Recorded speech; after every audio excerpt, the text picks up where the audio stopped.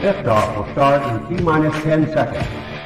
10, 9, 8, 7, 6, 5, 4, 3, 2, 1. We have ignition. It's time! 17 seconds from Game 7 or from championship number 6. Jordan, open. Chicago with the lead. Harper got a piece of it. It comes off. The Chicago Bulls have won their 6th NBA championship.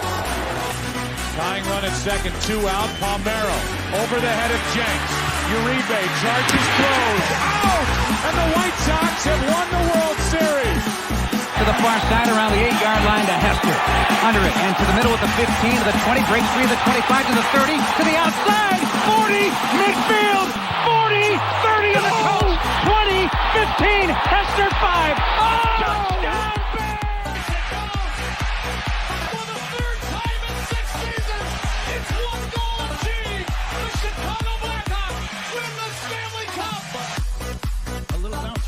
Toward Bryant. He will glove it toward Rizzo. It's in time. And the Chicago Cubs win the World Series.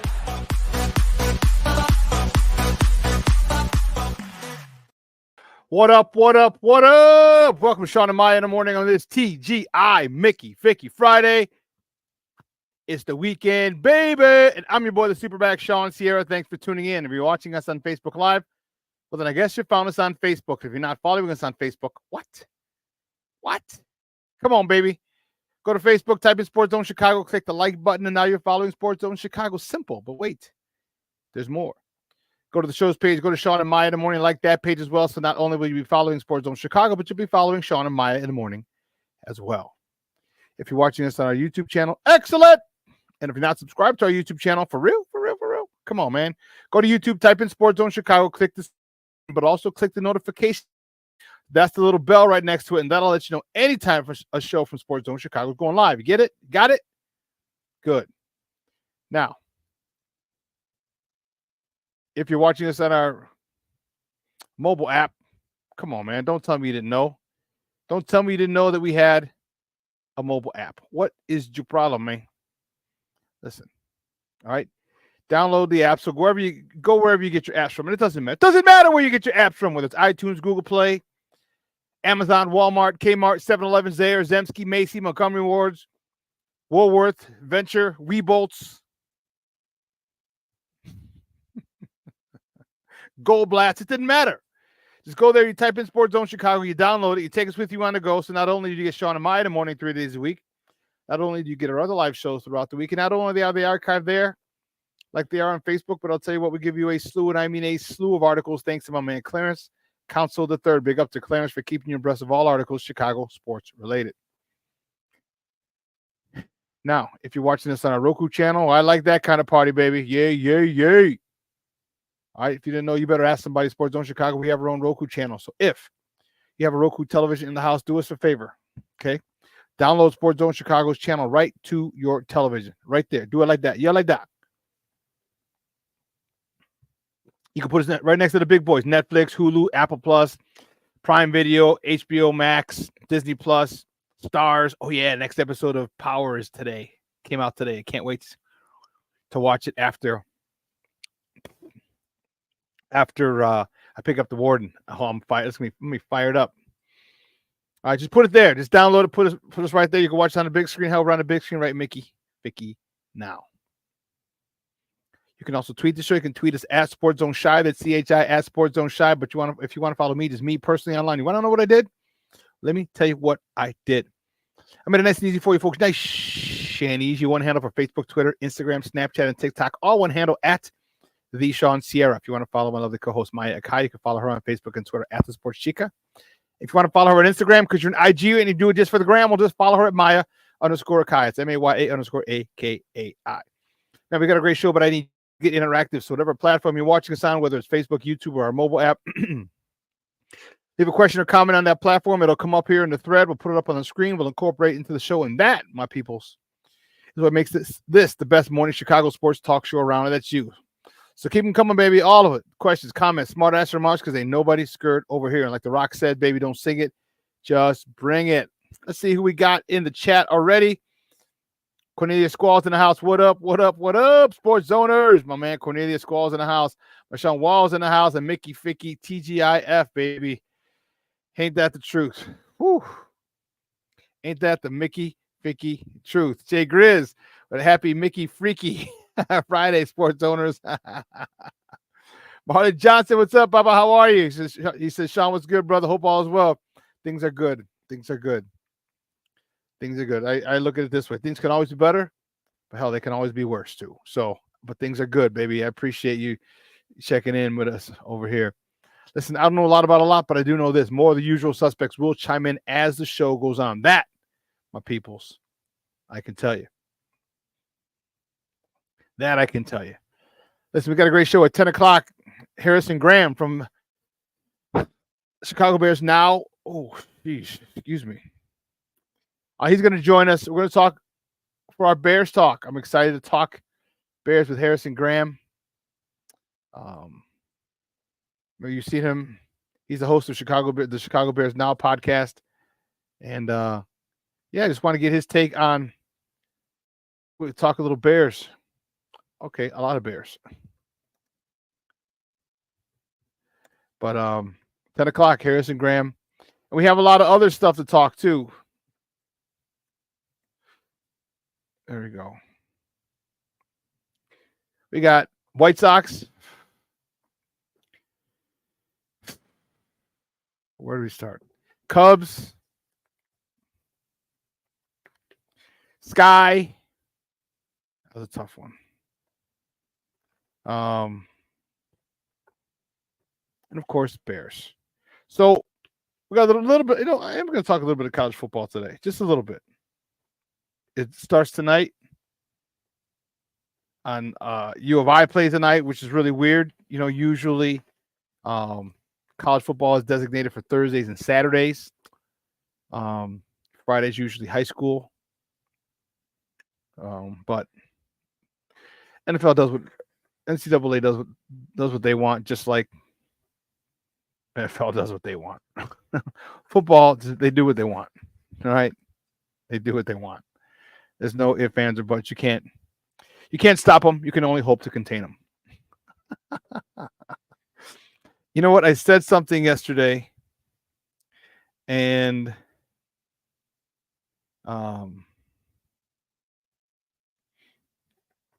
I was going to incorporate. We were talking at CrossFit yesterday, or no, it wasn't yesterday. It was Wednesday. It's right. It was Wednesday. And one of the girls my girl Candace, had just come across the video. The video from Saturday Night Live. I need more cowbell.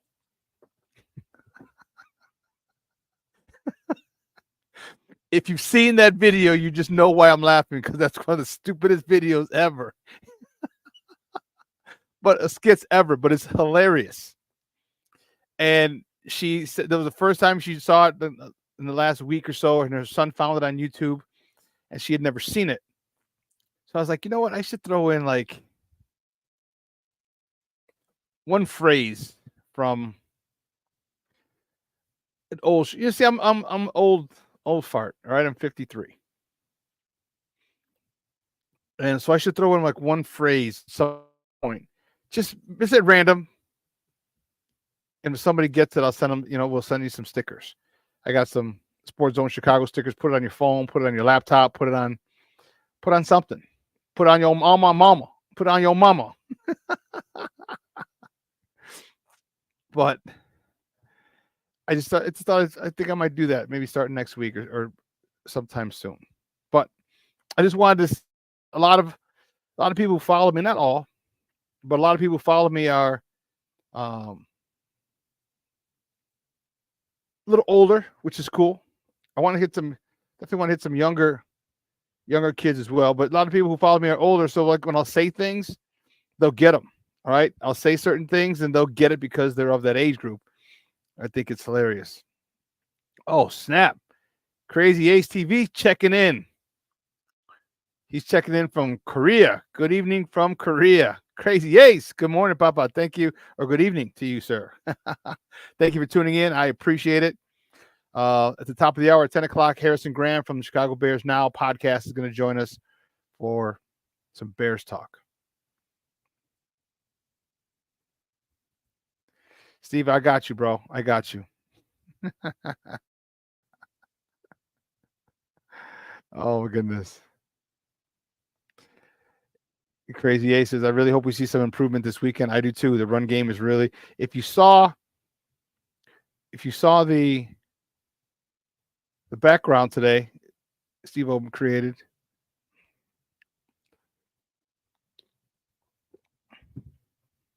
Will the Bears find their missing run game in Indy?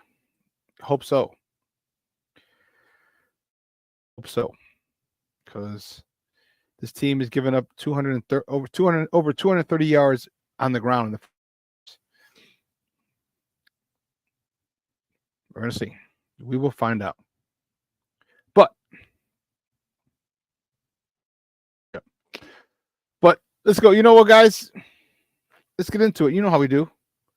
The first segment of every show is called Top of the Morning. It won't come just when you want it.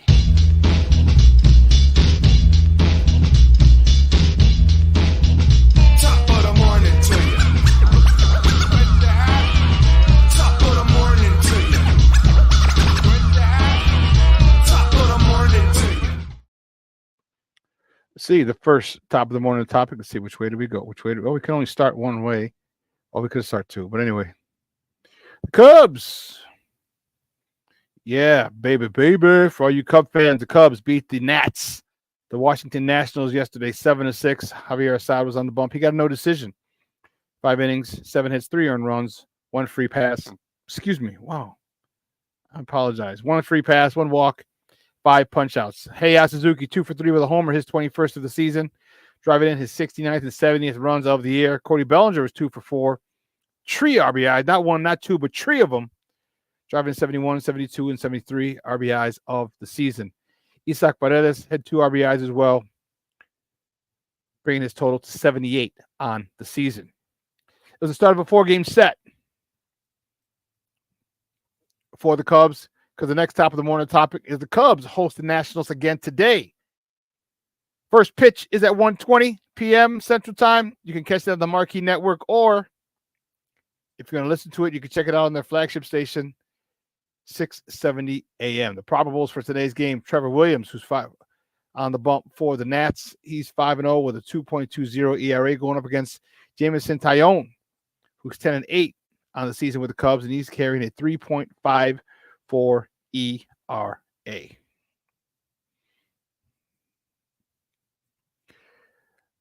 Cubs, I think it might be a little too much, too little, too late. Too little, too late.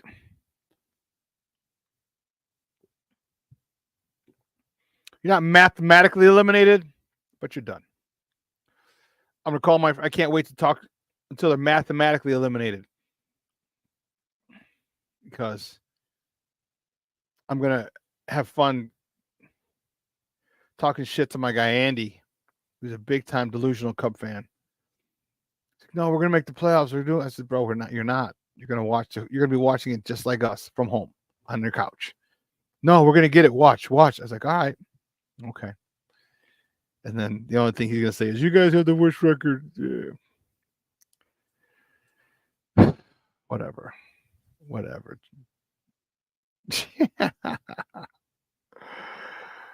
Oh, goodness. Well, then the topic, this is a tough one. Sky. Damn. Sky had a rough one yesterday. The Sky were eliminated from the playoffs as they fell to the Connecticut Sun, 87-54. They got blown out. My goodness. As I said, ended their hopes for a playoff berth. Dana Evans led the way with 14. Isabel Harrison, I'm really liking what she's done since Angel Reese went out. She had a double-double, 13 and 11. And, it was, I said that about her because I really like Isabel Harrison's game. All right. I really do. And I really like, I wanted her to step up. I wanted her to take the ring, so to speak. Take the reins, so to speak. All right. And I'm sorry. And Kayla Davis. She contributed 12 points on the affair. Isabel Harrison, I was really, really, really happy that, and I liked her. How tall is she? Let me see. She came off the bench. She's 6'3". Okay. Oh, she's out of Tennessee. I didn't know that. She's 30. 6'3", 1'8". Okay. Oh, my shoulder. I think I got tendonitis in my shoulder. This stinks. This stinks. But I wanted, there was something about Isabel Harrison. Like I said, you're 6'3", right about the same size as Angel Reese. I said, I need you to get more physical in there. I need you to score. I need you to show out. Like, you don't have to give way to Angel Reese anymore because she's out for the season. But what it'll do, good cup of tea. Not a great one, a good one. What it'll do for Isabel Harrison, it'll give her more confidence. All right. I just feel when Angel Reese was out there, she wasn't as confident, or she wasn't as sure of herself and her skills. Like, everything was deferred to Angel Reese. Okay, cool. But now that she was out, she had quite a few double-doubles, and I was happy about that. I'm like, okay, this should, in your mind, all right, make it easier for when Angel comes back. Like, hey, I know you're out, but I got game too. All right, I got skills too. And I want her to, in the next season, I want her to be a little more assertive on the boards. Her and Angel Reese and Camila Cardoso are a hell of a trio. Okay. And by the way, the reason the Sky got blown out by 33 points is Angel Reese, Camila Cardoso, and Kennedy Carter all were out with injury. See, the Sky had to win yesterday, and they needed the Mystics and the Mystics to lose to the Fever, which they did not, and the Dream to lose as well. So 2 of the 3 things that they needed to happen didn't happen. So, and I didn't see what about the ATL game. Let me see. But it didn't work out, and I'm happy. It's good. You don't want to go in because you're going to have to face the New York Liberty. They are the #1 seed, and man, they are good. It would have been literally a cup of coffee in the playoffs for those young ladies. Atlanta won yesterday. We needed Washington to lose, and Atlanta and Washington both won. So even if we would have won, it wouldn't have made a difference. All right, it wouldn't have made a difference. So, but a lot went on this season. A lot of growth for this team. I think Kennedy Carter came into her own big time. I'm a big fan of hers. I hope they give her a nice little extension. I believe it was a 1-year deal that she signed, and I'd like a 3 or 4 year extension with her. Excuse me. Kennedy Carter is. People have problems sticking her. They have problems big time. She plays with an edge, and I like. She's gritty. She's a great facilitator, and she plays with heart and passion. It seems like the heart of this team, because when she's in, or when she's out, I should say, they don't add. I'm trying to think of what they said yesterday on the broadcast. They average like 60 points with her out of the game, or missing the game when she's not playing, but they average 75 with her playing. So 15 points, a 15-point difference for her. That's huge. That's huge. All right, because she facilitates, she runs, she pushes the ball up the court.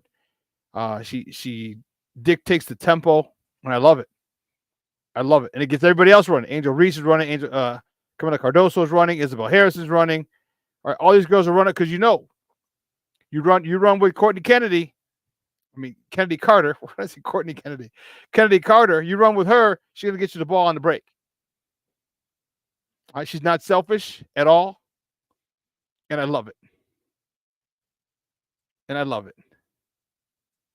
Let's see who else checked in.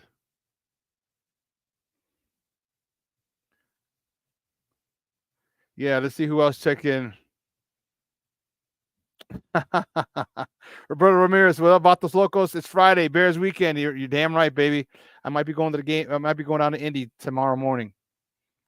My man Armando Emeterio Lara Jr. He said, yo, just got out of physical therapy. I was watching the clock thinking, you're making me miss Shawn.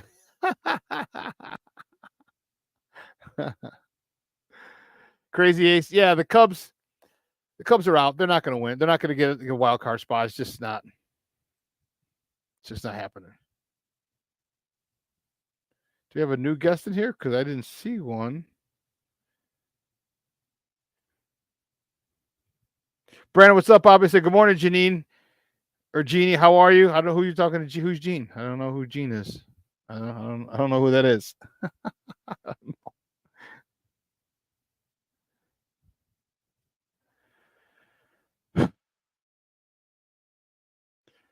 You know, it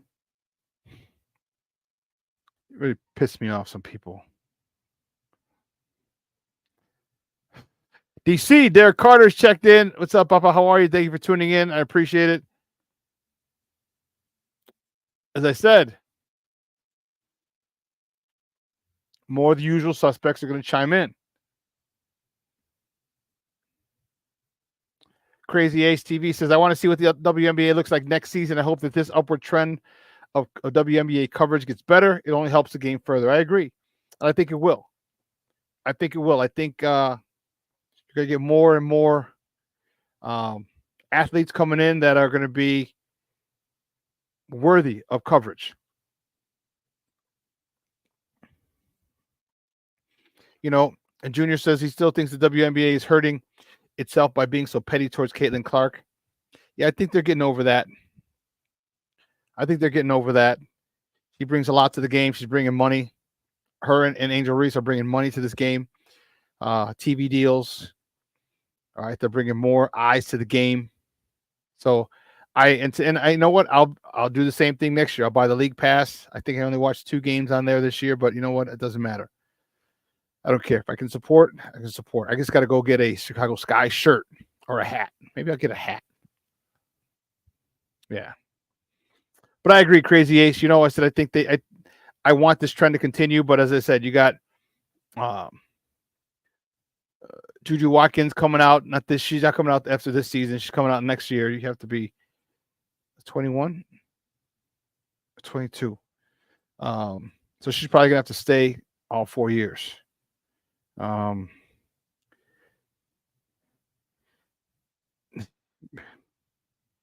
Draft age limit. Here you go. At least 22 years old. So, depending on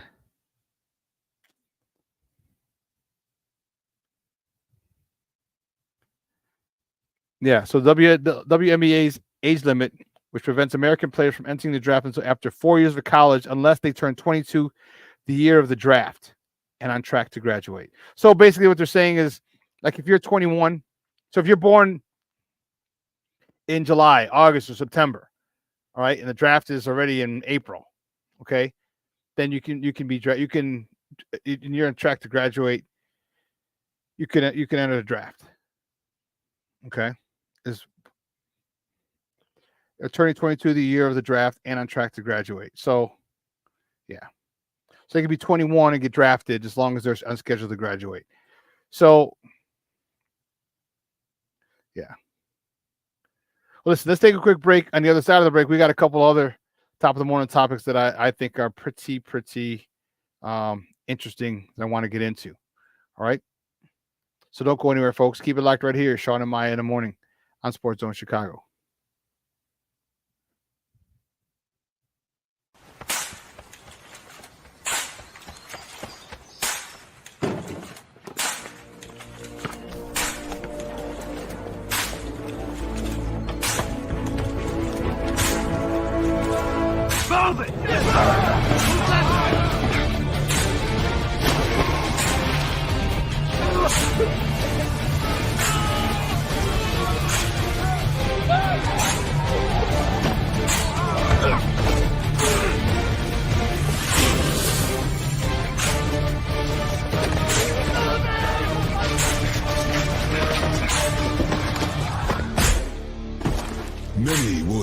calling.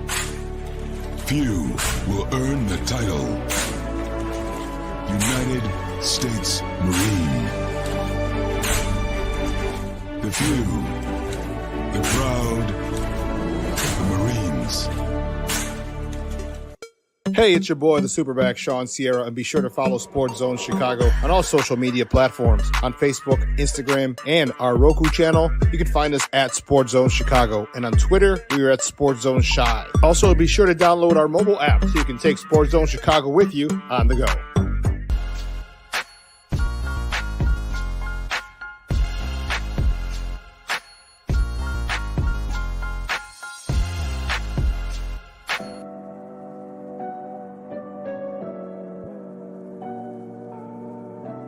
How do you take care of your mind health? For my mental health, I meditate in the mornings. I have my dogs. They're the best. I just find ways that help me just relax. Finding things that make me happy, like being close to my family. I meditate a lot and read books. I have hobbies outside of the game. I'm able to switch off. I'm able to turn my brain off from the game of basketball. Your mind health matters. Your mind health matters. We are looking for a few heroes, mentors, trailblazers, innovators, a passion to change lives, spark curiosity, open hearts, and awaken minds, help students answer the question, who am I? This could be your calling, but this is no job. It's the journey of a lifetime. Be a hero. Be a teacher. Mental health and learning disorders don't discriminate. 17 million children and adolescents in the United States live with disorders like anxiety, depression, ADHD, and dyslexia. Less than half get the help they need to thrive. Help the Child Mind Institute change these children's lives. Visit childmind.org.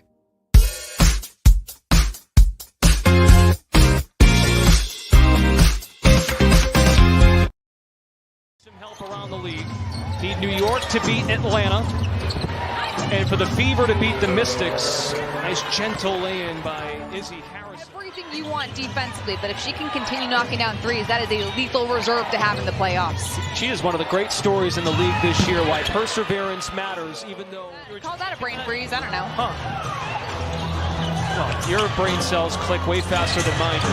Nice looking shot by Evans, who shoots it at 38% this year. Season opener here against the Indiana Fever. Bonner moved from 6th to 5th all time. Onyenwere spots up and drills a three. Cutting off the ball, Bonner. But the Sun lose it.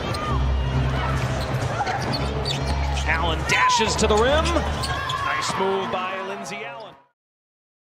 Welcome back to Shawn and Maya in the morning on Sports Zone Chicago. Those clips courtesy of the U.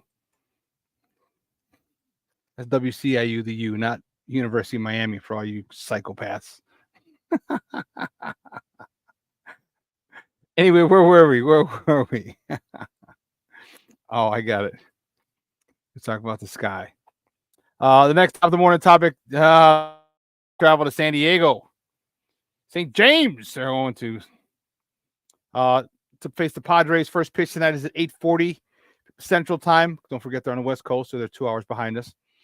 You can catch that game on NBC Sports Chicago, or you can listen to it on their flagship station, ESPN 1000. That's AM 1000 AM, AM 1000. Okay. The probables for tonight's game.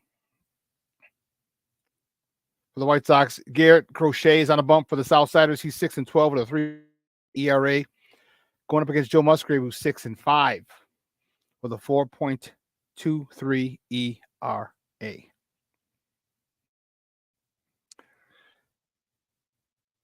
There's a next top of the morning topic. There's a scathing article about the White Sox yesterday.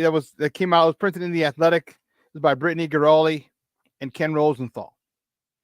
And let me tell you, this article was crazy.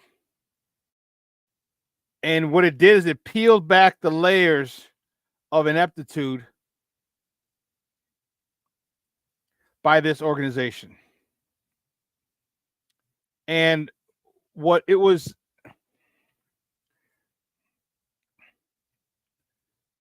were they 40? I think they said, I think they interviewed about 40 people, former staff and players.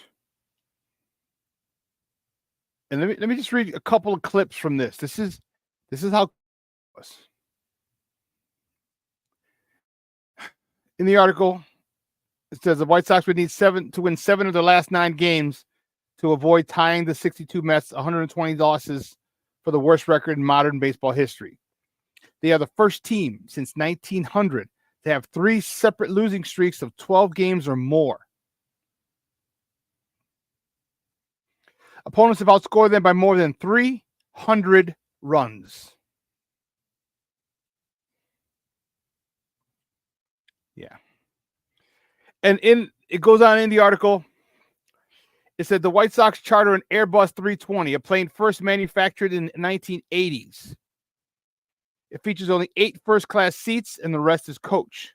So think about you're a baseball player, and you got to fly coach. I know it's charter, but your seat is a coach.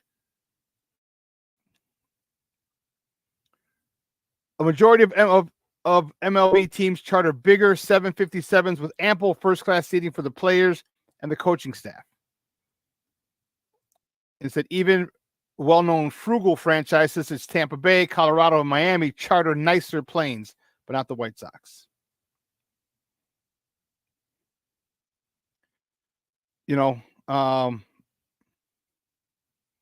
recently departed veteran said, quote, they don't do the little or the big things right.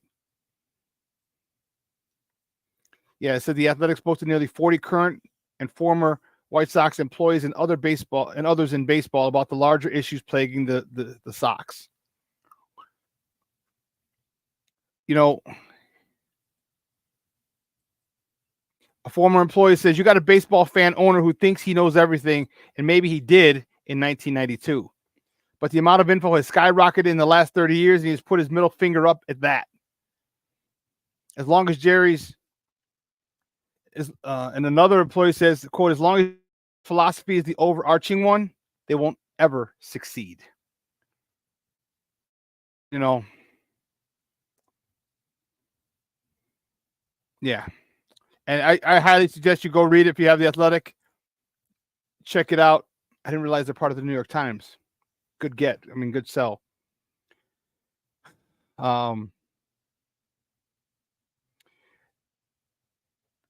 There you have it, folks. You know, you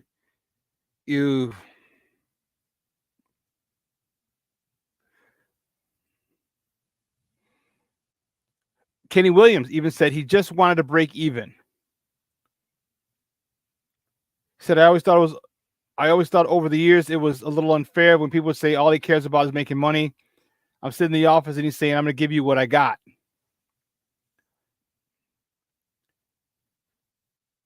An executive with another team says, quote, they had people there with no business being in Major League Baseball.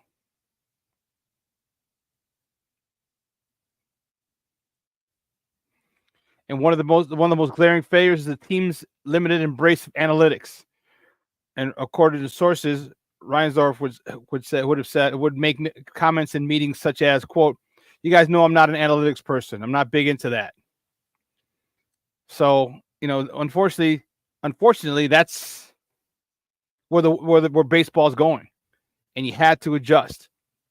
Even old get off your lawn farts like me who hate it would have had to adjust. Use it. Yes, Armando, Sox ownership is horrible. We know that. King Book of World. What's up? Derek Carter goes. He wants to say the NBA should have that age restriction. 22, in my opinion, it would be a better product. I agree.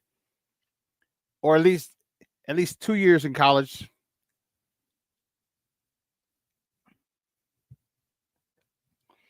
And the thing is, people are going to get upset. And here's why. I agree with you, Derek. You know why? You can make money now. I think the NBA should strongly consider going to. You must finish 3 years of school. Okay. You must. Why? You can make money in college, so you're fine. You don't the money you make. If you got to help people, you're helping people. You're helping people back home. All right, and that was one of the reasons why people left early. I got to help my mom. I got to help this. I got to help that. I got to help my family, which is legitimate. Okay, I get it. But now you got NIL money. You're good. You can stay. You can stay, and I think it's an important situation because not a lot of kids go back to school. All right, you get all this money, you don't know what the hell to do with it. You're broke in 5 years. Okay, you're not, and it maybe it's not so much anymore, but I still don't chance. Okay, I don't.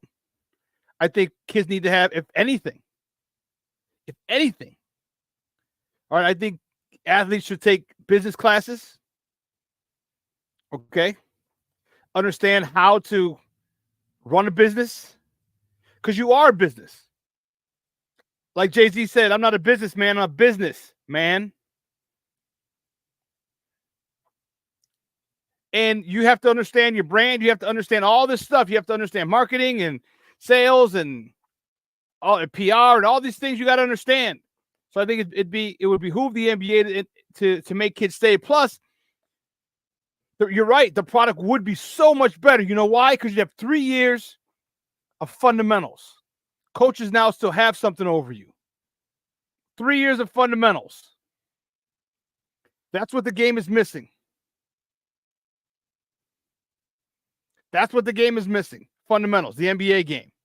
You get a lot of kids, a lot of young players who aren't fundamentally sound. Why? Because they've been the best player on their team for so long, on their high school team, on their AAU team.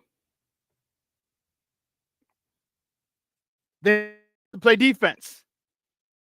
They're forced to learn how to rotate, play team defense, set picks, screens, box out, all these things. You get these guys who have 3 years, good. I think that's a phenomenal idea, Derek. I think the NBA should think about that. And people are going to say, oh, well, if you can go fight for your country, you should be able to play for the NBA. Yeah. But you don't need to go play in the NBA. You can get paid with a lot less pressure. A lot less money, but a lot less pressure. All right. Everybody always is so worried about being grown and growing up and being an adult. Man, now I get it. When my mom said, "Stay a kid, stay a kid as long as you can," and I was like, "No, we all no. I want to be adult. I want to be grown."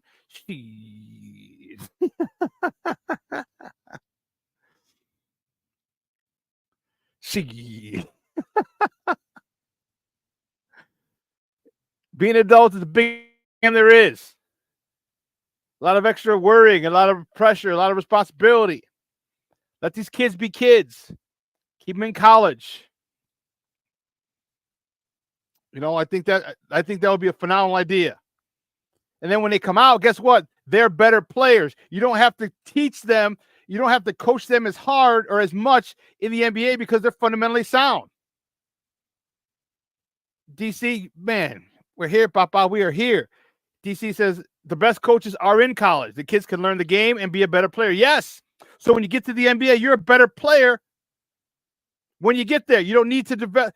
Of course, you're going to need development, but you don't need to develop as much as if you come out after 1 year, go right from, you know what I mean? Like one and dones. King Book of World says, take your time, young man. Mama used to say, yeah. Yep. You've got good fundamentals, so you're getting a better product coming into the league. Okay, coming into the NBA. And I think that would greatly, vastly improve this NBA product. Because I'm not a big fan of the NBA. I'd rather watch the WNBA. Don't get me wrong. I love the dunks and all the other stuff. I love the Steph Curry, 75-foot three, splashing all the time. I get it. They're more athletic, more explosive. But the quality of basketball, give me the WNBA. The back cuts with picks, the physicality. Now you're flopping all this other shit in the NBA. Like, come on, man. I'm not here to see 245-pound man flop when a 180-pound guard runs into him. Come on, dude. For real? For real? For real?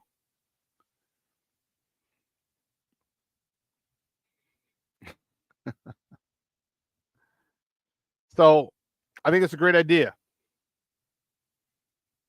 It would vastly improve their product because you don't have time to train to teach the fundamentals as a pro. I need you to work. I need you to come in and ready to play. If you're a number 1 overall draft pick, you're a first round or just a first round pick. I shouldn't say just. They're going to want you to come in and contribute and be productive immediately.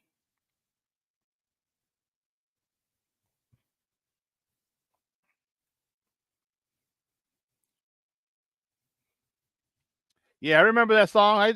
Hell yeah. Take your time, young man. Mom used to say, yep.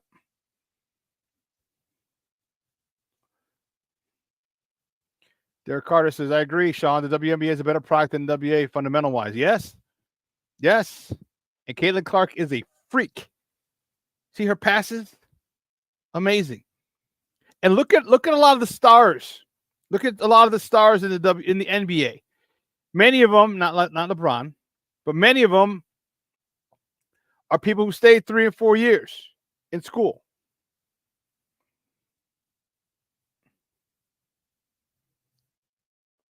You know, there's something.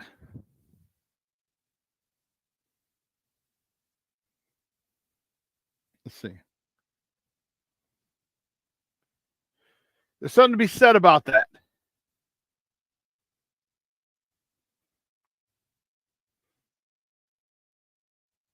See. Yeah, Kevin Durant was a one and done guy. But he's different. You know, some of these guys, and it sucks because some of these guys are really gonna.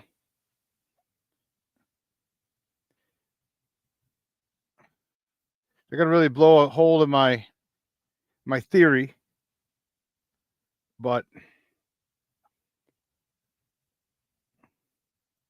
same thing. Carmelo Anthony, one and done guy. I look at people like Steph. I look at people like James Harden. Where's James Harden? Let's see his, because he's an Arizona State guy, if I'm not mistaken.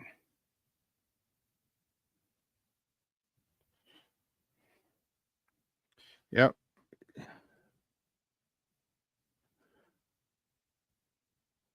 So he was there for 2 years, 07, 08, 08, 09. Yeah. 15 years, 16 years in the league already? Lord have mercy. What about Russ? I know he's a UCLA guy. From UCLA. Another 2-year guy, 06, 07, 07, 08. I'd say 3. I prefer 3. If you have to, 2. I prefer 3 because it gives college coaches a chance to kind of have some control over them. And I know the portal is going to help. I'm going to be crazy and have kids moving around a lot, but still.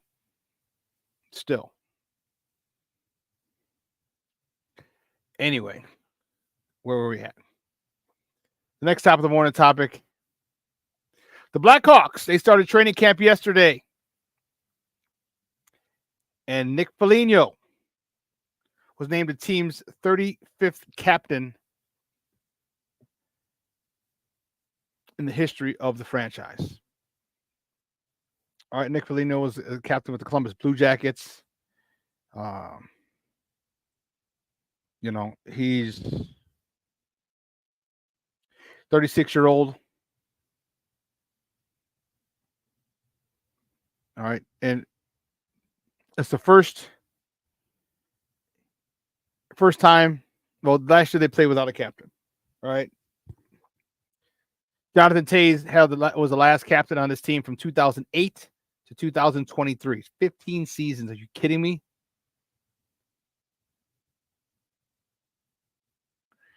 15 seasons, and that's why he wore the C. But don't get it twisted. Foligno's stud. Stud. All right. He won a Stanley Cup. He was named captain of the Blue Jackets as well, as I mentioned before. I just think that's pretty cool. You know, you get a guy, a veteran. He was selected in the first round of 2006. Damn, almost 20 years. 28th overall by the Ottawa Senators. And he was traded to the Columbus Blue Jackets 6 years later. He was named a captain for Columbus for 6 seasons. If you don't recall, his dad, Mike Foligno, all right, as a former NHL player, played over 1,000 NHL games. So obviously hockey runs in his family. So I think it's a great guy. I think it's a great guy to have as a captain. I think it's, you know, as a veteran, this team needs some leadership. So, you know, I'm happy. I'm excited for these youngsters, for the Blackhawks. I'm excited for this season. I'm excited for the development of these young guys. I really am. All right. There's so much young talent on this Blackhawks team. It's awesome. It's awesome. I'm fired up about it. I'm really, really, really fired up about it.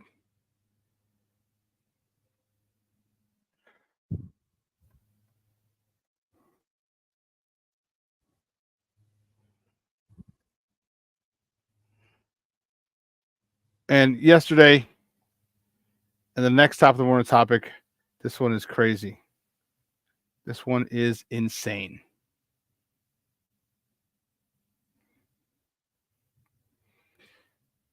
Don't tell me I didn't. Are you kidding me? I didn't put it up there. Son of a biscuit. I can't believe the next, because you got to have a. I thought I did.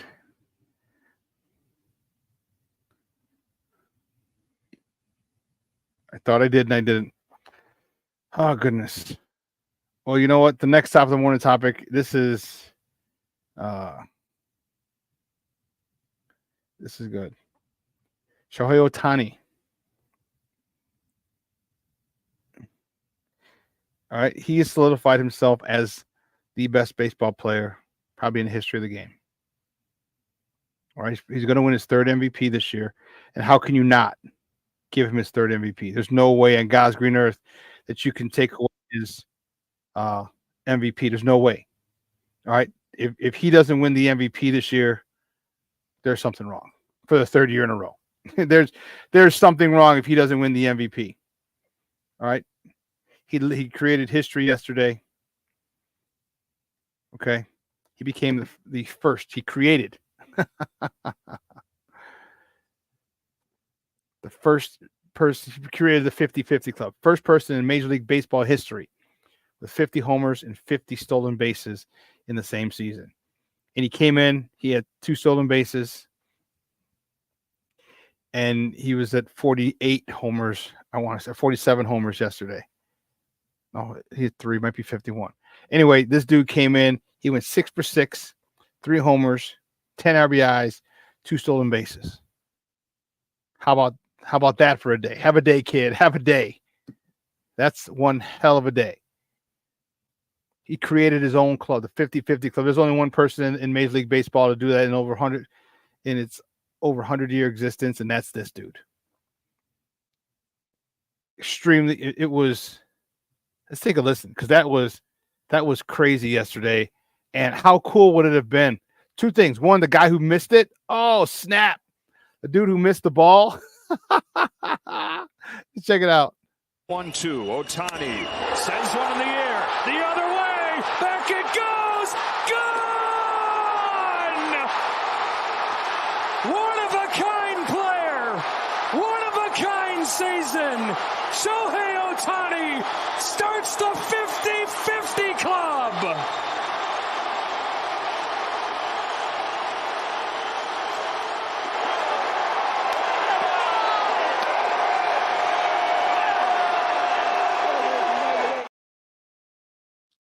I want to say he went on to get another one.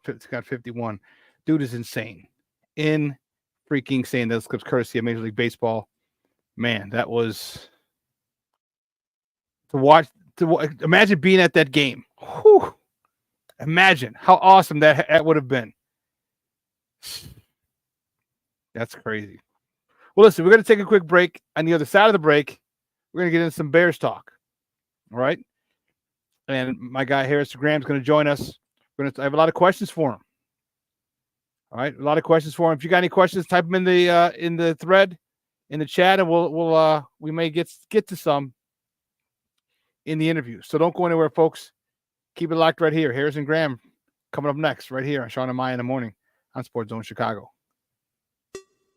Hey, it's your boy, the SuperBack, Shawn Sierra, and be sure to follow Sports Zone Chicago on all social media platforms, on Facebook, Instagram, and our Roku channel. You can find us at Sports Zone Chicago, and on Twitter, we are at Sports Zone Shy. Also, be sure to download our mobile app so you can take Sports Zone Chicago with you on the go. Time out. How are you feeling right now? Happy? Excited? Angry? Overwhelmed? One of the best things you can do for your mind health is to name what you're feeling. It can sharpen your awareness and help you talk about your feelings with someone you trust. Here are 3 questions to ask yourself. Where are your thoughts right now?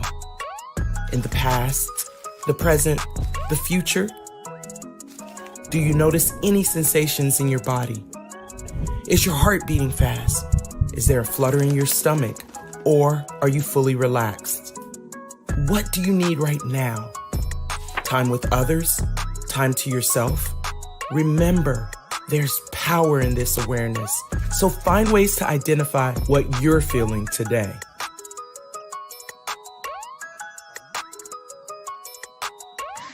Hi, guys. Hey. Hi, Megan. Hey, Jessica. Megan, you're a tramp. Ryan Fitch told me you guys made out. Everybody knows. He said your breath smells like garbage. And he almost puked. He says you're the most desperate girl he knows, besides your mom. How many boyfriends does she have anyway? Lots? Your makeup makes you look like a clown. That zit is huge, zit face.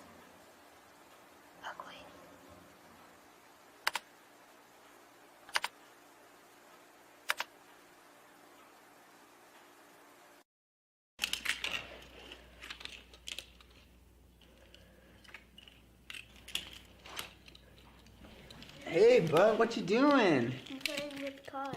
Cars? Can you show me what a car does?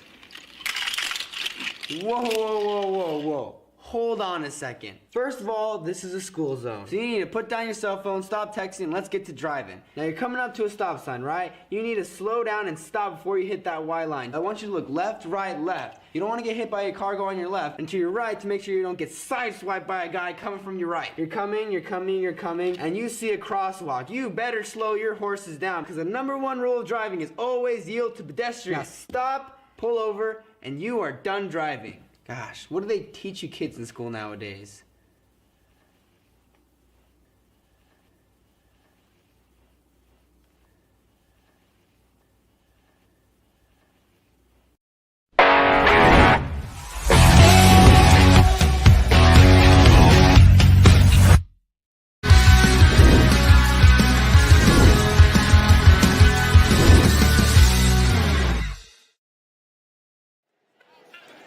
In motion. There's Brink Ford, and they get to the quarterback. Good pressure with the linebacker. Edmonds coming in. The 3rd and 3. DJ Moore's up at the top of the screen. Caleb looking that way, going that way. Moore's got the first down. DJ Moore takes it right around the 26-yard line. Now they need to get to the 16. Williams throws it in the middle. Contact flag. Contact came too early. from Kalen Bullock on the back end. Has no choice. If he wants to make a play on that ball, he has to go through the offensive player.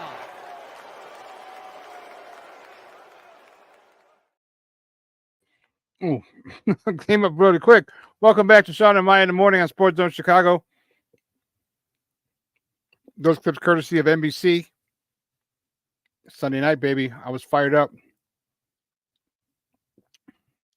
Thought we were able to pull it out. We had a chance to pull it out. I thought we're going to do it, and unfortunately came up just a little bit short. My next guest, you've seen him. Thousands of people have seen him. His podcast is going very well. I mean, I'd love having on. I had him on once before, I believe. And we're going to talk a little Bears because I'm fired up about this week, about the possibilities, and I want to get his take on it. All right. You can find him on Twitter, or he's the host of the Chicago Bears Now podcast. You can find him on Twitter at HGramNFL. I'm looking forward to this right here. HGramNFL. Guys, welcome back to Shawn and Maya. Harrison Graham. Harrison, good morning, Papa. How are you? What's going on, man? It's been a little bit, but excited to be back. I'm glad to have you back, buddy. I'm glad to have you back. Let's get right to it, Papa. So this big game. Bears are 1-1, and Colts are 0-2. Bears had a shot. Give me your thoughts of the last game. Did you think the Bears were going to be able to pull it out, and were you disappointed that they did not? I wasn't disappointed they didn't win. I didn't really expect them to, especially after what we saw in week 1, which was, kind of a fluky win, if we're being honest. But, I think there's a half glass full, half glass empty approach you can take with what we saw on Sunday. The half glass full is you were down 6 with $140 left on the road against a playoff team. I think if you were told that before the game, you'd probably take it. Yep. The half glass empty is the offensive issues through 2 weeks are pretty clear. I don't really know what Shane Waldron's plan is. The protection has not been very good, and you can't run the football. So, there's a lot to get to and a lot of different angles to take, and obviously we'll do that. But, to stay on the positive side of it, I think coming into the season, most people said, okay, you'll beat Tennessee and you'll lose to Houston, then you go from there. So right. I think if you're the Bears right now at house all this week preparing, you kind of just, hey, you're 1-1. That's probably what you expected to be. It's on to Indy, and let's see if there can be some more growth this week. I do think individually Caleb played significantly better in week 2. Obviously, he had the 2 interceptions, none in week 1, but I thought he came out pretty confident and was not intimidated by the moment and the opponent, and I think that's a positive. Yeah, I agree with you on the Shane Waldron thing. Oh, what the hell are you doing, dog? What are you doing? Give it. And I think someone asked him and about the identity. And that's one of the things I actually asked Coach Eberflus last year after one of the games in the press room, like, do you have an identity yet? He's like, no, we're working on it. And, I think that's a huge problem. But I am willing to say this. He's a new coordinator here. He's worked with in Seattle. So he's worked with Russ. He's worked with Gino. And he's made adjustments when adjustments need to be made. So I'm not going to crucify him. I'm giving him the side eye for real, real hard.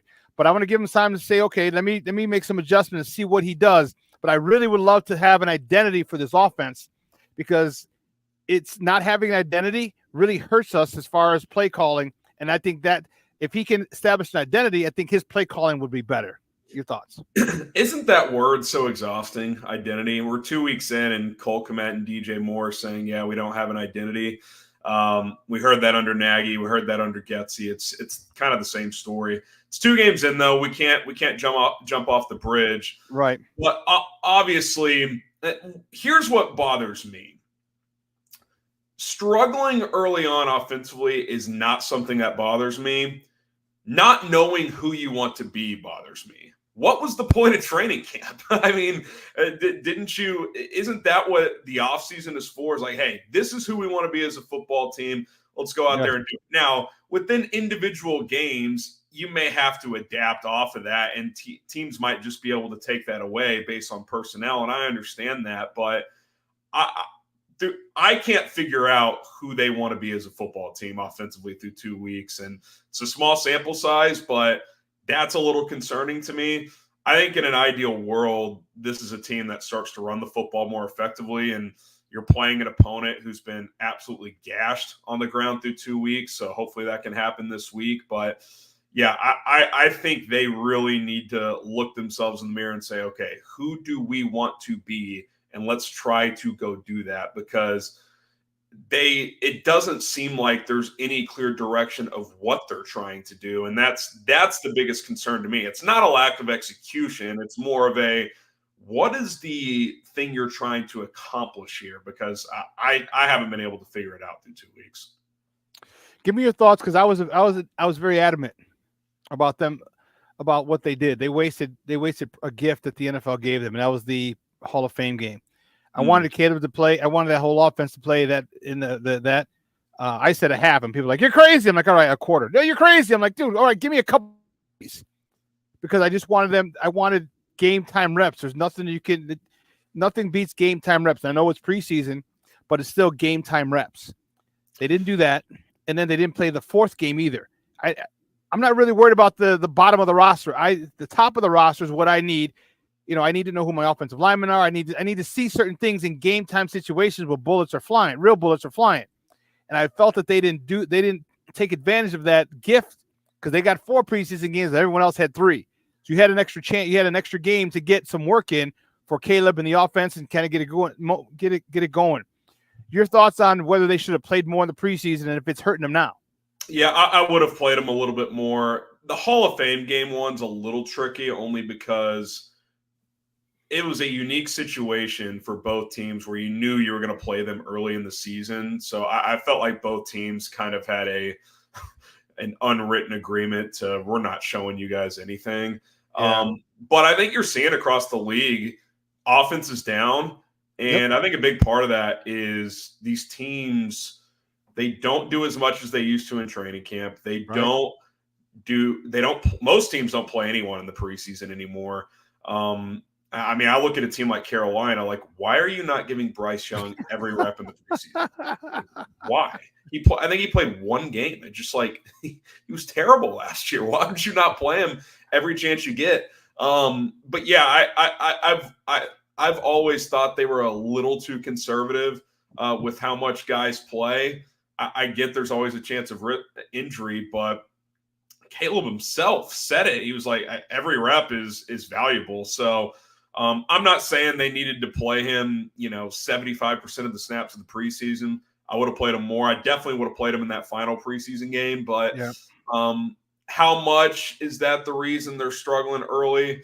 It's hard to say, just because I think one thing that's even more clear than ever is the preseason and the regular season. I mean, it might as well be tennis and ping pong. It's just 2 completely different sports. So, it's hard to say, but I would have played him at least, I don't know, a quarter or 2 more over the 4 preseason games.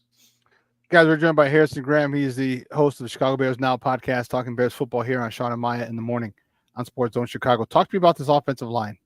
All right, I was livid. I went on a rant on Monday. I was livid.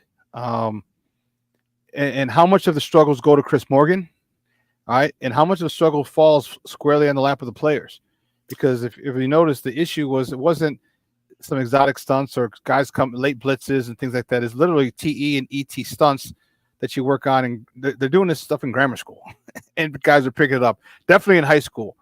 So your thoughts on who did the blame fall on for the O-line's inability to pick those stunts up that they ran repeatedly, and what can be done for them to make sure it doesn't happen again this week? Well, I know this. The next stunt they pick up will be the first through 2 games. But I did it. I'm being serious. It's crazy, man. I did a video earlier this week, and I kind of came to the conclusion, what does Chris Morgan do? Like, he was one of 2 offensive coaches that they kept around after they gutted the rest of the offensive staff under Luke Getsy. I think Jim Dre, the tight end coach, was the other one. And not only did they keep him, they promoted him to run game coordinator. Well, all of a sudden, you have basically the worst rushing attack in the NFL. Yep. The offensive line, I mean, I don't know if I've missed something. Were guys just improving vastly under Chris Morgan the first 2 years of this new regime? I haven't really noticed that. I guess a guy like Braxton Jones got a little bit better over his first 2 years. And, I guess he deserves a little bit of credit for that. But I don't remember this offensive line being that great the last couple of years, which, a lot of that's personnel. But this year, on paper, this offensive line should at least be adequate. Like, I don't think great, but it should be better than what it's been. It's actually worse.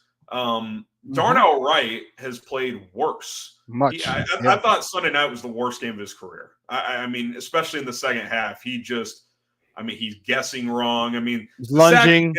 The sack he gives up at the end is just embarrassing. It's just it ended the game. I mean, you get the drive starter. Of course, Gerald Everett drops that second ball. If he catches that, you're past midfield out of bounds with about 1:25 left, and you got something going there. And then Wright gives up the sack, and the game's over.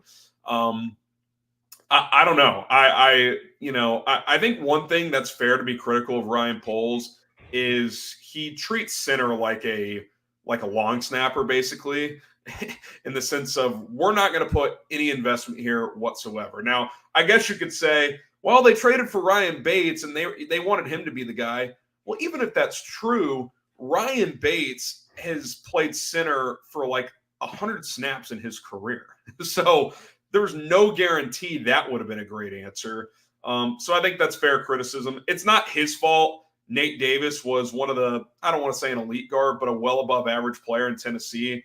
And since he's been here, he's been a disaster. I know he had the family situation last year, gave him a pass for that.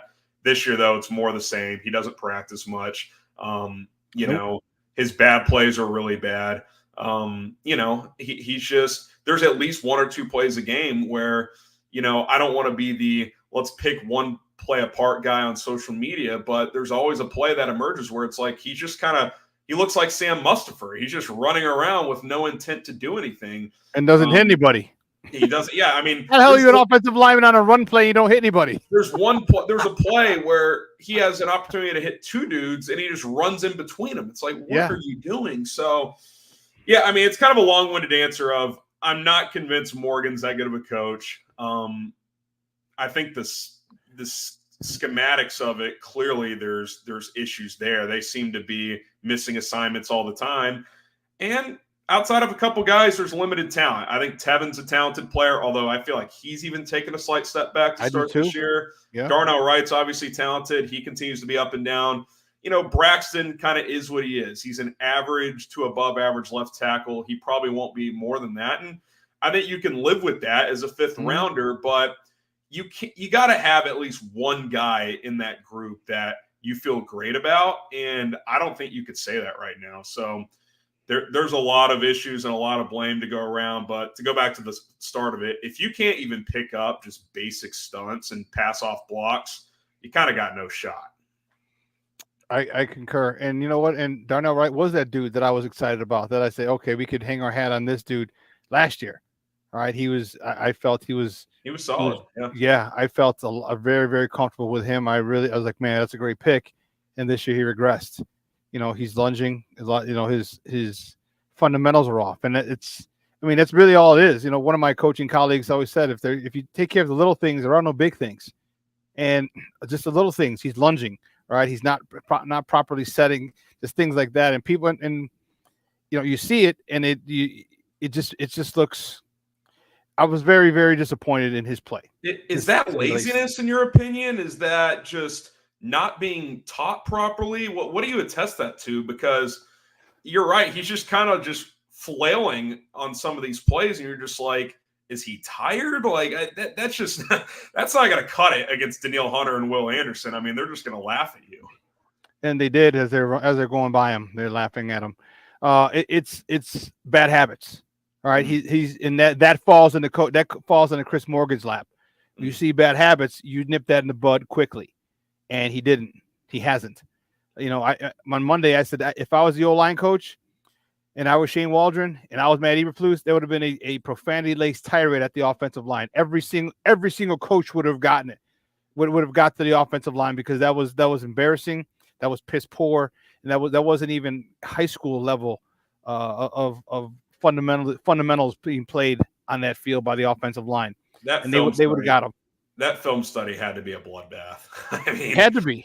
And if it wasn't, if Caleb Williams wasn't, you know, if he wasn't pretty chiseled and strong, I mean, he could have been sacked 12 times. I mean, he escaped. I mean, Danielle Hunter has him wrapped up on one play. It's the one where his jersey or his undershirt rips, and he ends up going the pick. Bad decision, but like to even get out of that is miraculous. So, and I don't know about you, but I felt like Caleb did a pretty nice job pre-snap identifying things and making checks at the line, identifying the mic. And I'm not going to pretend to be a, you know, JT O'Sullivan level film breakdown guy, but he felt in control at the line of scrimmage, which that is encouraging in his second start. But clearly there's a miscommunication going on somewhere, because how many free rushers are coming through? I mean, it felt like every other play in the second half, there was a free blitzer. And D'Amico, who doesn't blitz a ton,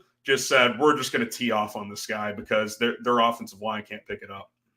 Yeah, they're coming 5-on-5, and you couldn't handle. Basically, everybody had to grab a man, and that was frustrating. It was really frustrating to see. And I watched the all-22. I'm like, and I saw it. I'm like, this is high school stuff. This is average to below average high school stuff. Even below average high school teams run stunts, run TE stunts, ET stunts, and can pick these up. So it was really frustrating. It was lack of awareness, and this falls on Chris Morgan. The way that they call him a pick stunt, where basically your guy doesn't even try to get upfield. He goes and just picks the next lineman, and the other guy comes around. And if you see a guy not attacking upfield on a pass route, you got to know someone's coming to your gap. I mean, it's not football isn't that difficult. Like, they're never going to leave the A gap unprotected. And so it was just repeated, and I was frustrated. But let's go to Caleb. I thought he missed a lot of throws. And and for whatever reason, I hope Shane got in his ass and said, "Hey, what's with you lofting the ball?" You know, like he puts a little too much air under the ball. All right, he had DJ on one, where he had to come back and he underthrew it. He had was it DJ or Cole Kmet with a pick? I think the one you're talking about. It was Kmet. Kmet, yeah. He's got to put that ball where Cole catches it or no one does. And right, it's got to be out of bounds. You got to lean out of bounds to catch it, and you know what I mean. He's got to do that. The downfield accuracy has not been very good. That is a fair criticism through 2 games. Yeah, you know what? And I want his feet better. All right, I want his feet better. And when I say that when I say that with the DJ1, his feet were set. Like, he didn't have, the pocket was clean. He's kind of stepped up the pocket, formed it, opened right up, and he had a beautiful chance to put it on a rope, and he didn't.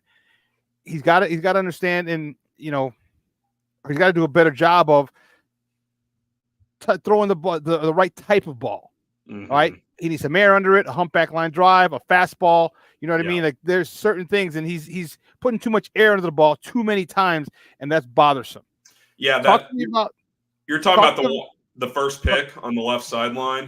Mm-hmm. Yeah, that's one too. You can't throw a straight fastball because it is a bit of a go, but the safety's coming over, so you got to put some zip on that to the outer shoulder, and it's underthrown and inside. Now, DJ, he's got to find a way to not let that ball get picked off, which he said on his with his media deal on Monday. But yeah, I mean, that's just not where that ball can go.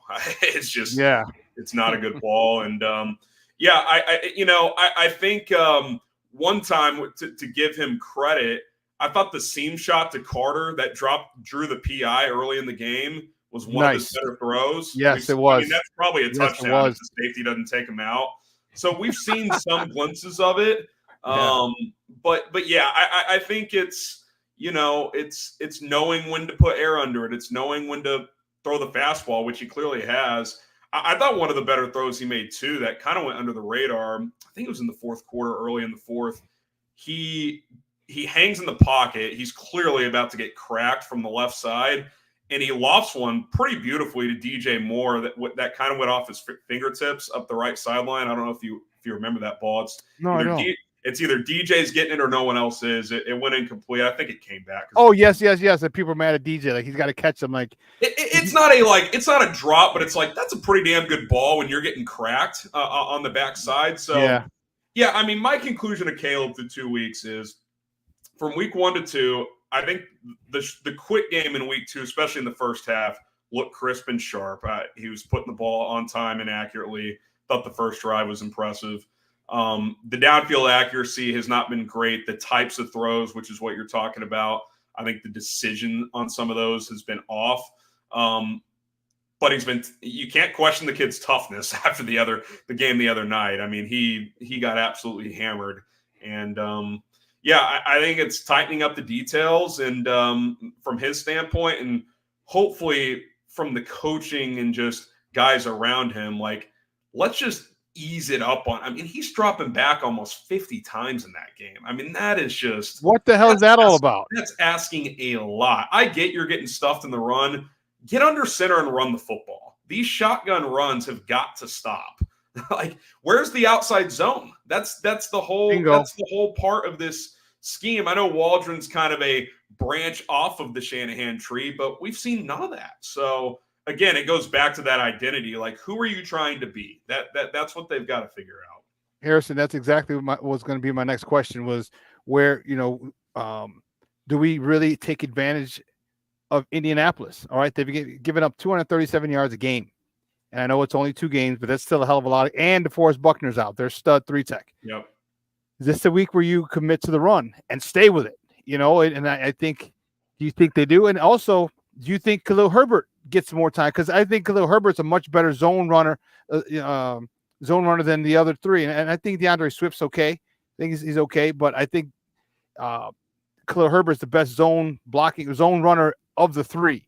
And why do you think that they haven't used Roschon Johnson? What your thoughts on that? I mean, I would have put him in, if for no other reason, after he got punched in the face for no reason, I would have put him in. No, get your ass in there. Yeah. Oh, heck yeah. Run someone over like you did against Green Bay last year. Yes.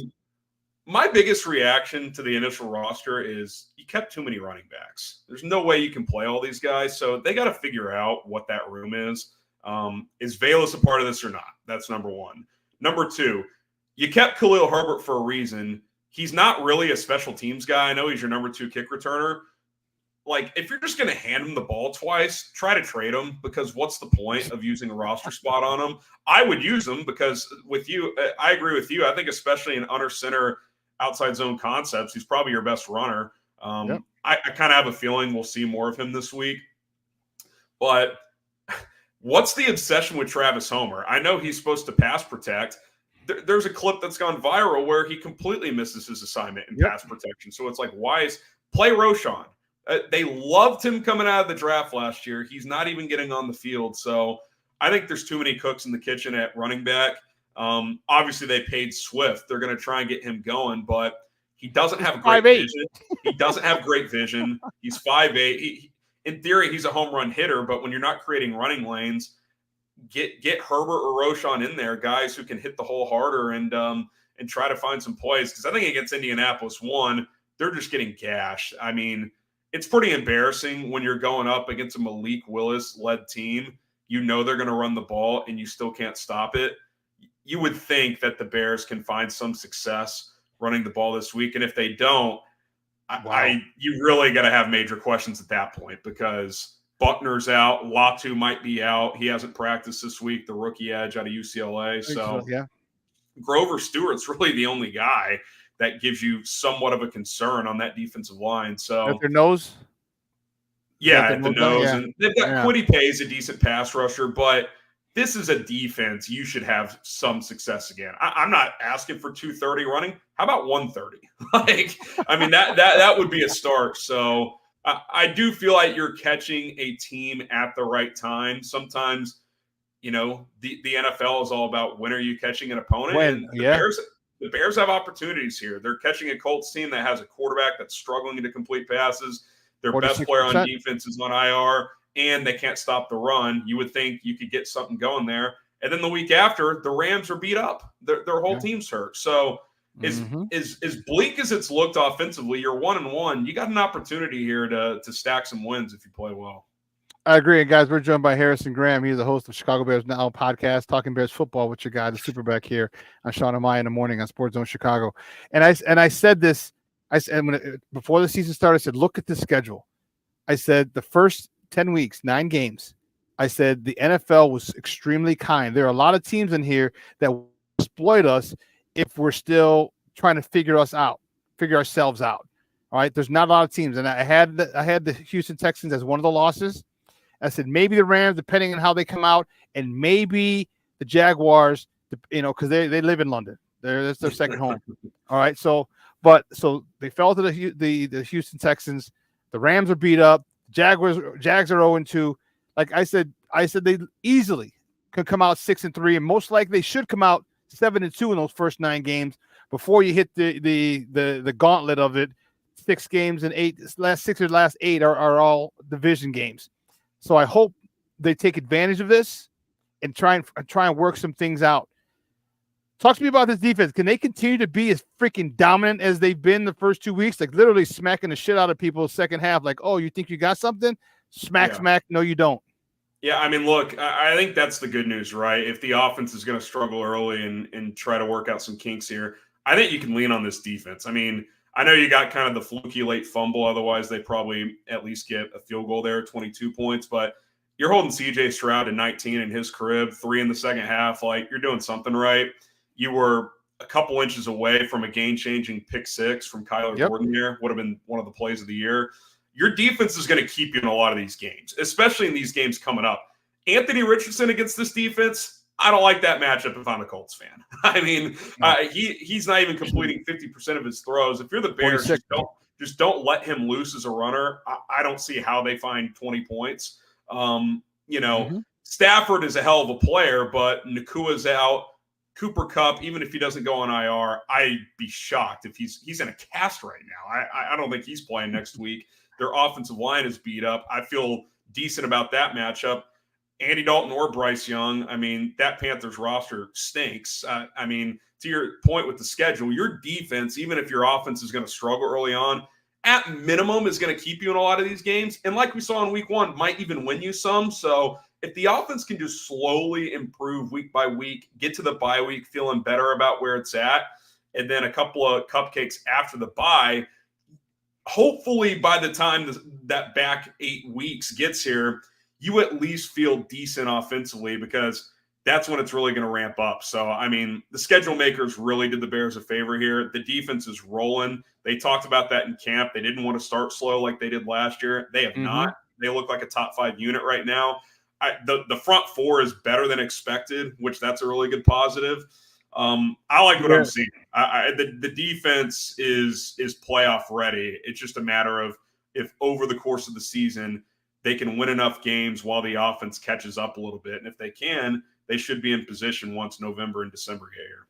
Yeah, and I think that first 10 weeks, those first 9 games are when, I mean, after that, your offense is it is what it is at that particular point. You're not going to get much better after week 10. You know what I mean? You're not. So, and I'm hoping that they're able to start connecting, and I think Keenan Allen, that drop touchdown pass in game 1, that was huge. All right. I think Roma Dunze last week, huge. All right. I was a little annoyed with him. Like, okay, here's your shot, kid. You're the NCAA's leading receiver last year in yards. Great ball, all right. Great ball placement. Go get it. Get it. Yep. You got a damn near 40-inch vertical. Go get the damn thing. And Caleb put it where he can go get it, and he didn't get it. So they're not far, because I mean, if Keenan catches that week 1 and Rome catches it last week, it's the conversation is vastly different. Vastly different. Is there, you do wonder too for Caleb, like, is there just like a mental hurdle? Like, just get me my first touchdown. Yeah. And then we can, you know what I mean? Like, let's just get that out of the way so it's not a talking point anymore. So, if I'm Shane Waldron, I'm getting down into the red zone again. I'm really trying to emphasize getting him a touchdown just so we can get past that. He he can't catch it for him, obviously, but you just feel like if you hit a couple of these plays you've missed, I don't want to say the floodgates will open, but maybe you just calm down a little bit as a young player. So, again, I mean, against this opponent, and I know the pass defense, I guess, has been fine statistically, but I think that's more of teams just continue to hand the ball off against Indy because they can't stop it. You hope to get him a couple of touchdowns this week just to kind of get that monkey off his back so we can just kind of hopefully cut it loose here. I think, you know what? I do think that you're right. Once he gets it, his first passing touchdown, a weight's going to be lifted off his shoulders. And I do think it's maybe not the floodgates, but you'll turn the faucet on. It'll happen a lot more. But one of the things that I'm a little annoyed with, like when you get in the red zone, like where are your jump balls? Where are the jump balls? Where I know Keenan Allen was hurt, but throw it to DJ. But Roma Dunze, you're 6'3", Papa. You're 6'3" with a 38-inch vert. All right, go get it. And put it up back end of the back pylon. Go get it. If he doesn't get it, it's going out of the end zone. This is what I don't understand sometimes with offensive coordinators. Like, that's a gimme. That's a gimme. You line up 3 on one side, all right, and isolate him with one-on-one with the corner. And you're not going to put your best DB on him because your best DB is going to be on DJ Moore. So you're going to have your second or maybe your third best DB cornerback on him. So Rome should have an advantage, and I don't see why Shane Waldron hasn't done that. First, you know what I mean? It just bothers me. Like, come on, Shane. Like, he's making me look like a fool. I said, I don't know if I mentioned it to you on the last time you were on. I said, but the most important acquisition this offseason to me was Shane Waldron. Whether you kept Justin or traded and drafted Caleb, the most important acquisition was Waldron. Now he's not doing things like I thought he would do. What's weird is his bread and butter, when his offenses have worked the best, it's multi-tight end sets. You're not seeing a lot of that. Yes. And I get that Caleb in college is in the gun, 4 and 5 wide a lot. I'm not saying don't do any of that if that's something he's comfortable with. But when you're not protecting, when your quarterback's getting his head knocked off, maybe put Mercedes Lewis in the game. And I know he had a false start. Okay. Get him out there and use him as an extra blocker, because when Darnell Wright is just lunging and getting embarrassed out there and your quarterback is getting clocked, let's try to eliminate that as much as possible.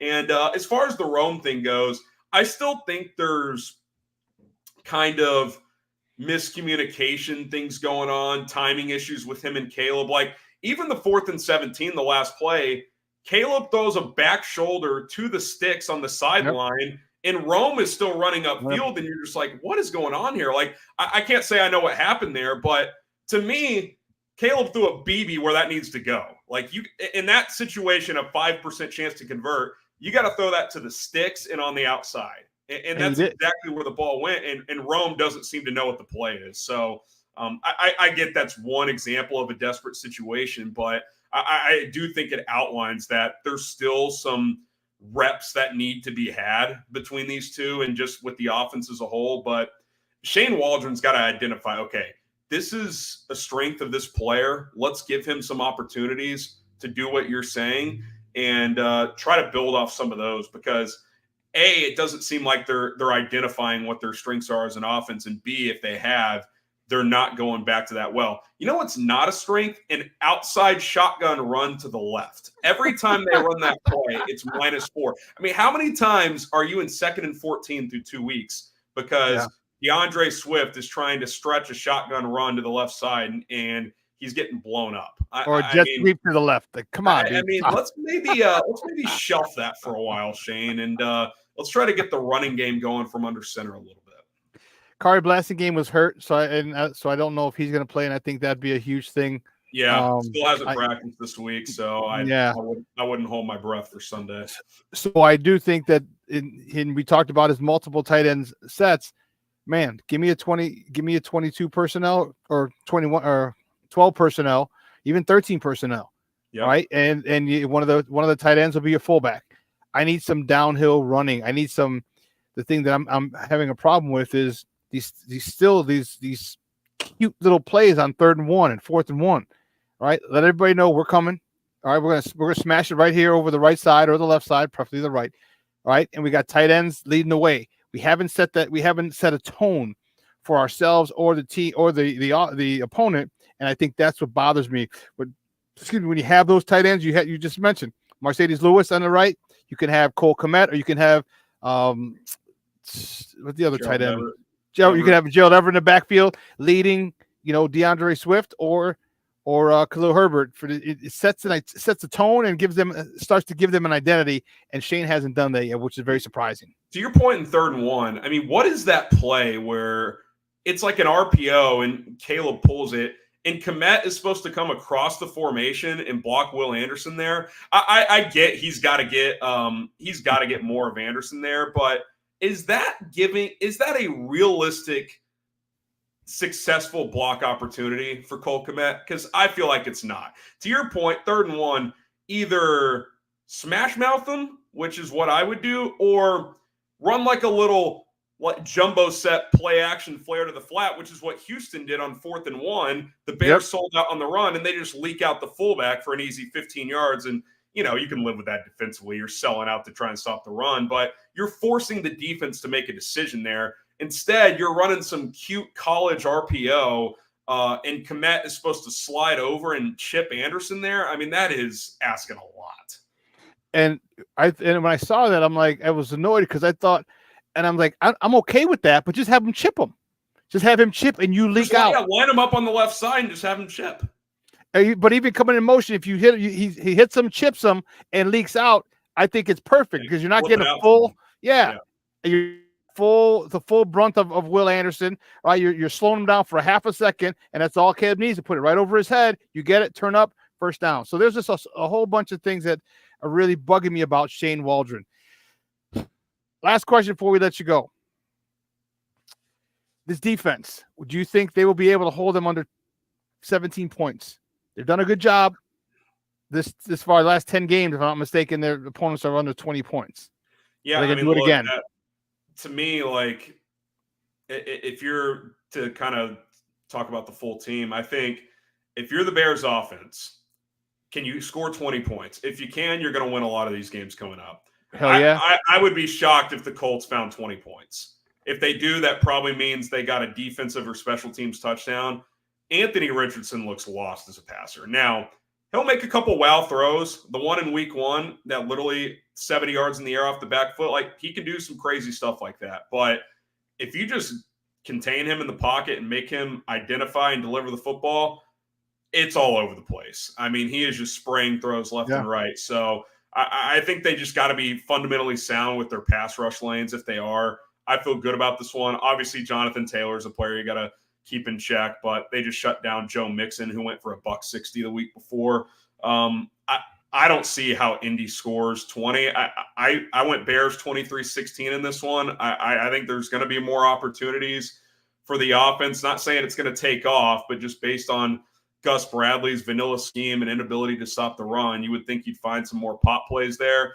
And defensively, Richardson might hit a big play or two, but over the course of 60 minutes, consistently moving the ball, I don't see how it happens. Like, if I'm Matt Eberflus, I'm bringing an extra body in the box and I'm making Richardson beat me as a passer. And through 2 games, he has not shown the ability to do that. So you said 23-16. Okay. I like the Bears in this one. I think you're catching the Colts at a good time. I feel like if you caught them in November, Steichen kind of figures out what Richardson is doing well. Could be a different story, but he looks like a rookie, which he kind of is. Didn't play much last year. So I like the Bears in this matchup. And let's face it, this would be a big win on the road, because when the schedule came out, I thought this was a tough one too. And Buckner's out, Latu may not play. You got to take advantage, man. This is a pivotal game for Shane Waldron going up against this defense. I think for Matt Eberflus, you lose this game, the heat's going to turn up. You really need to calm the waters here, win this game. You get a Rams team who's banged up at home. There's an opportunity to gain some momentum here. You got 3 games at home, well, 2 technically, and then the London game, you're the home team, but you got a couple of things at home, and I think it's nice. So here's what I got. I got 24, maybe 27, but 24-10. I think the offense gets help from the defense. I don't know if the defense scores, but I think they give them either get a turnover or a pick deep in the end zone, and that'll help with get it to 24. Yeah. So that's what I'm thinking. Hey, Harrison, great stuff, buddy. I really appreciate your time. Do me a favor though, let everyone know where they can find you and your work online. Yeah, social media at HGram NFL, like you mentioned, Twitter, Instagram. That's where you can find me. Bears Now by Chat Sports on YouTube. I also just launched a second channel. It's called Four Verts. It's kind of more just a overall NFL college football content. So if anyone's interested in that, go check that out. But that's where you can find me. And I appreciate you having me on, and I'm sure we'll do it again soon. Excellent. Thanks a lot, buddy. You have a great weekend. All right. Take care. Thank you. Guys, that's Harrison Graham from Chicago Bears Now, or Bears Now. I believe it's Bears Now. You can't use Chicago Bears. Copyright shit, whatever. I'm a mistake. Bears Now. Interesting. You know, yeah. Let's check some of your comments here. DC, Derek Carter says Flus has to get in Waldron's ass, his tail. I'm afraid he won't do it. I agree with you. I agree with the fact he's got to get in. He's got to put the ass. He does. All right. What did I say? Remember I said on Monday or Wednesday, shit rolls downhill. So if I'm Ryan Poles, I'm yelling at Eberflus. What the hell's going on? If I'm Eberflus, I'm yelling at Waldron. If I'm Waldron, I'm yelling at Caleb. All right. We have to do better. We have to do better. Have to. Off the dub, checked in a little late. How you doing, Papa? Thank you for tuning in. I appreciate it. See you back in the house. Brandon Schutz, what's up, baby? How you doing? That's what I'm talking about. My peoples, all the peoples. What did you say? Cornelius said, no, I'm not giving Kmet a pass on that. That was a straight whiff. He got to do, but yeah, he put his head down. Well, I'm not giving him a pass. I'm saying that why are you having him block Will Anderson? All right. Have him chip. Slow him down.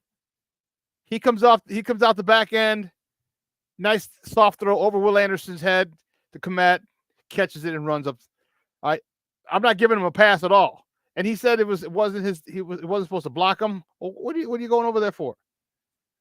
What's the purpose of you being in that vicinity coming back? I don't get it. King Booker World says stop the first down screen passes. Yes. Mickey Ficky. Yes. Stop those damn. Oh, Lord have mercy. Don't even get me started. Off the Dove says too many Bears, 3 and outs, put too much pressure on the defense. I don't know if it puts too much pressure on it. I think the defense is fine. I know they don't want to keep going out so often, but I see what you're saying though. But I don't think it's going to put pressure. This team, this Colts offense, is not going to put a lot of pressure on the Bears. All right, they're going to stop the run, keep Richardson in the pocket. You stop Jonathan Taylor and you make Richardson beat you from the pocket, he won't do it. All right, he's completing 46% of his passes, which is bad. Bad. And so you're silly. Off the dust. Oh, yeah, that's the guy that shaves his ball with the landscape commercial stuff. Manscaped. Hey, I'd hawk them if they started to pay us. If they paid us, they sponsored us. I'd talk about shaving my balls, shaving my private areas with the Manscaped. DC said, "My score is 13-9 Bears until the Bears show me they can score on offense."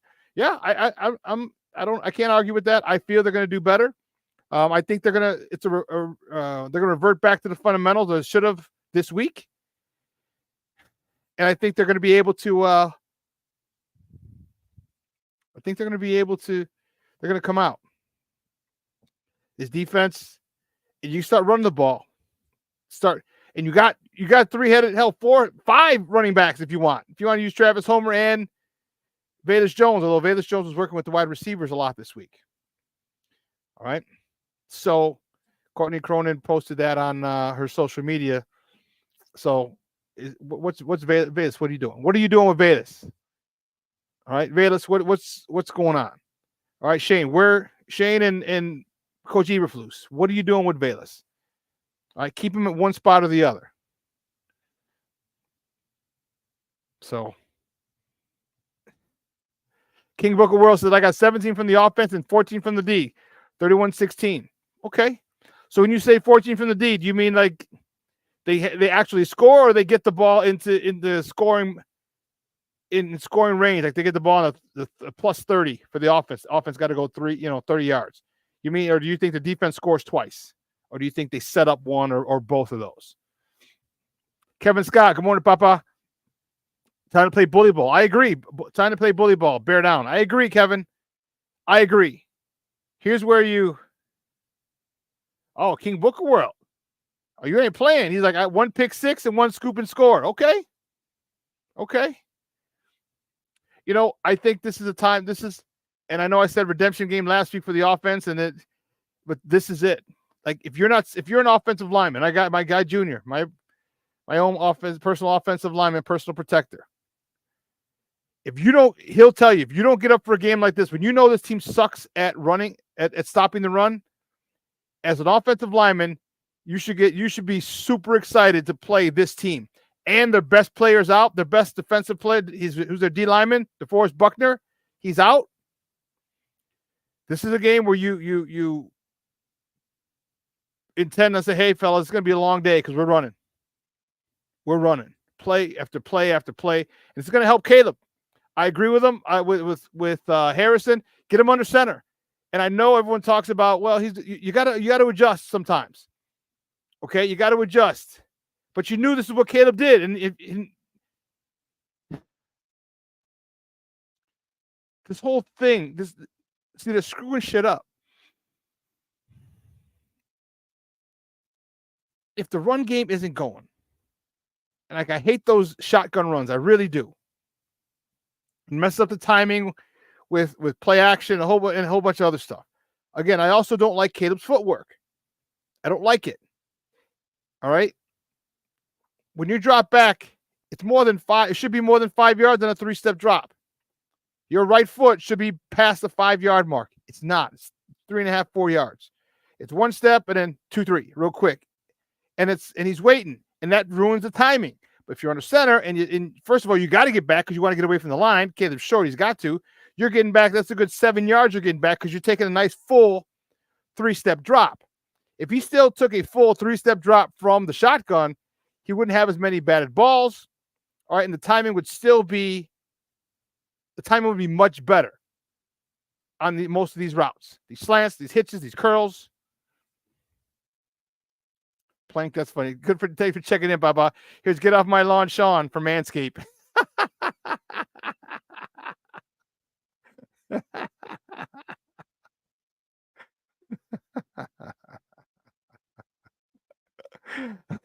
Off the Dove says Bears 27-17. Okay.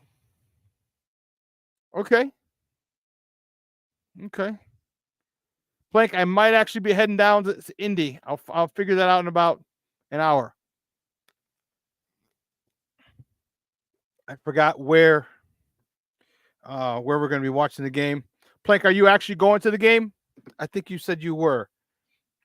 But if I do go down, we're going to be at a established sports bar. Party Saturday night, and then game Sunday. So, Plank, are you actually going to be at the game?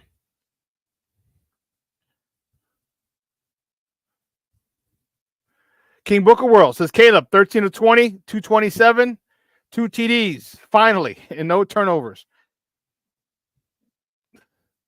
What I hope that works out. I hope it works out that way, King Booker World. You know, and again, I don't want you to think that or anyone to think that I think the sky is falling. I don't. But here's the thing is when you're a football player and alpha male and you see problems that it will affect you later in life, you nip those in the bud. And that's what we're doing. We're adamant about nipping him in the bud because we understand that the potential. What did Harrison say? If this offense scores 20 points, do you realize what a blowout this is going to be? Because if this offense scores 20, the defense might get 2. The defense might get 2 because You're going to put up 20, and then they're going to start passing because they have to if they don't establish Jonathan Taylor. This defense is going to be very opportunistic, and you want a quarterback who's erratic, like Richardson, to be in pass first mode. Because they're trailing, they got to come from behind. You want a quarterback like him to be in pass first mode. I was a little upset that they were talking a lot about it yesterday. You know, Jaquan Brisk's like, oh, yeah, man, I love it. Yeah, I want him to throw. I want to pick. Like, nah, dude, just shut up. You know, and that's part of the problem. Like, you know what? You praise you praise your opponent. No need to give him bulletin board material. You don't think Richardson saw that or heard that? Of course he did. You know, hey, he's a good quarterback. You saw the pass he had to Alec Pierce. We got, that's a good combo. We got to make sure I read my keys and play fun and be fundamentally sound. You got to say all that good shit. You don't want to put it on someone's bulletin board. Knowing damn well that he only completes 46% of his passes.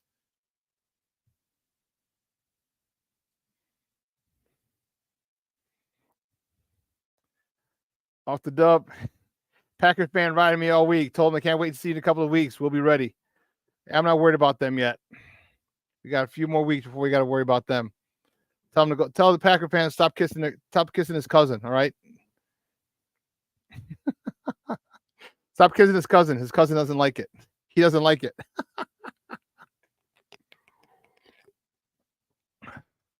That's funny. But this is exciting. It's exciting because we can go 2-1. All right, we can go 2-1, and I like that. That's important for me that we go 2-1. Okay, I don't want to go 1-2. All right, many people have the Texans as a loss. I was one of them. Okay, so now you get back on the winning track with the Colts. All right, what kind of mentality do you come out with? Well, how do you start the game? Do you set the tone? Are you going to out physical people? You're going to be more physical than the Colts. Because let me tell you, when you're physical, that is the ultimate equalizer. The ultimate equalizer. You have a puncher's chance in every single game. And our defense has been great to this point. Gave up 3 points in each second half of the game of weeks 1 and 2. That's it, 3 points.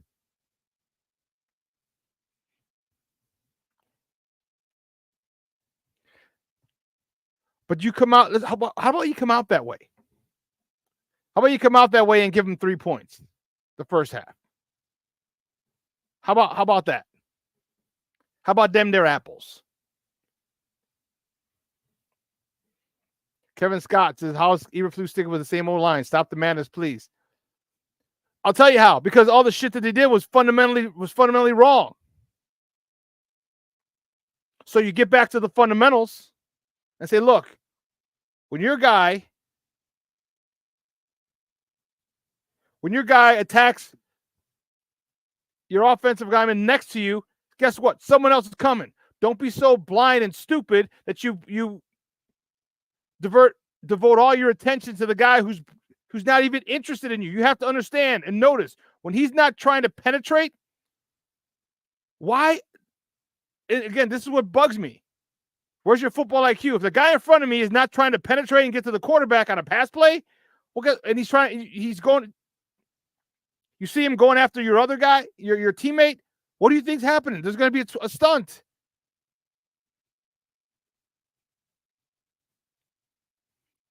Jason, UK Bears says, our O-line should be going out there to make a point on Sunday. They should be coming to restore some pride. I'm ready for some Chicago football. I agree. I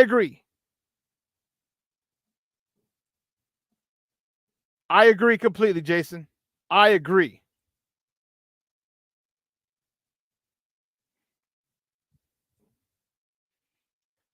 I think it's a chance for you to get on track, get some confidence, put some points up on the board. King Booker World said people were saying Houston was going to blow the Bears out. Yeah, they were. They escaped. Yeah, they did. They escaped with that win. Yes, they did. I mean, you talk about game of inches. If Kyler Gordon was literally one foot closer to where that ball landed, he might catch it in stride, or he catches it cleanly, rolls over, gets up, takes it in for the house. Bears win 2019. That's how close they were. Literally 1 foot away, he catches it cleanly and gets up and scores.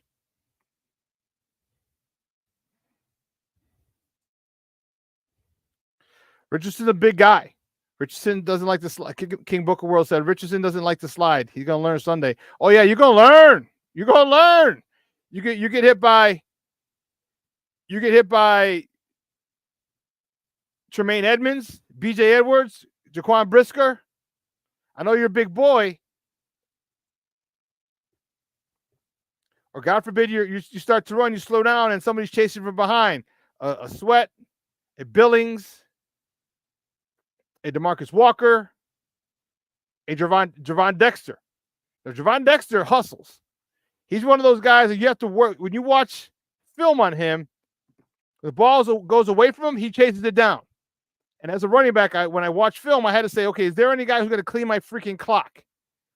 Did they have any guys whose motor was so crazy that he's going to chase me down every play? If I have to slow down, wait for a block, cut back.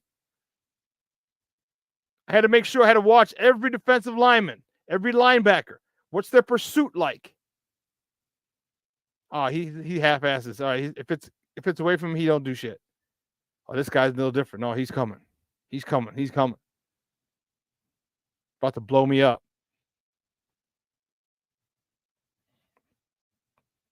Richardson, be careful. Be careful.